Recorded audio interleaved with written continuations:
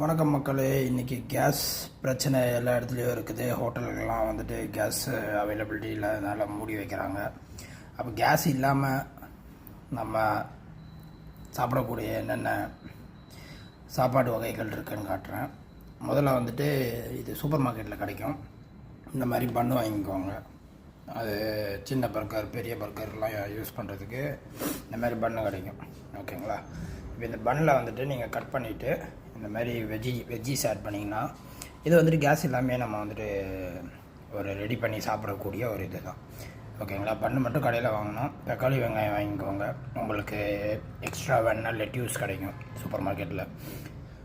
Lettuce அது இல்லாமல் உங்களுக்கு எக்ஸ்ட்ரா வேறு ஏதாவது ஆம்லெட் யூஸ் பண்ணோன்னா எக்ஸ் யூஸ் பண்ணலாம். இந்த மாதிரி இருக்கிற பன்னை வந்துட்டு சென்டரில் கட் பண்ணி இங்கே இந்த மாதிரி ரெண்டு சைடு ஆக்கிக்கலாம்.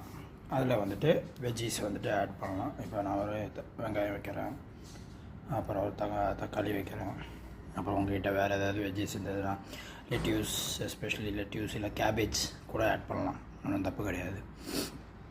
அதுக்கப்புறம் உங்களுக்கு வேணுன்னா சாஸ் கொஞ்சம் ஆட் பண்ணிக்குவாங்க.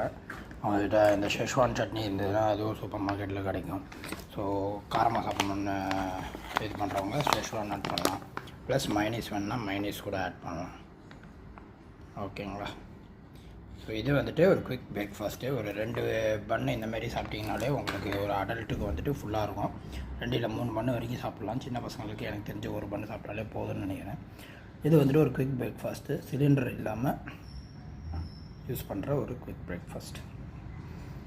இதை தவிர வந்துட்டு நீங்கள் இந்த ஓட்ஸு, கெல்லாக்ஸு, மியூஸ்லி இதெல்லாம் வந்துட்டு ஜஸ்ட்டு பால் மட்டும் கலந்துட்டு பால் சூடு பண்ணி இது பண்ணலாம். இல்லாட்டி அந்த கோல்டு மில்க்கோ வந்துட்டு யூஸ் பண்ணலாம்.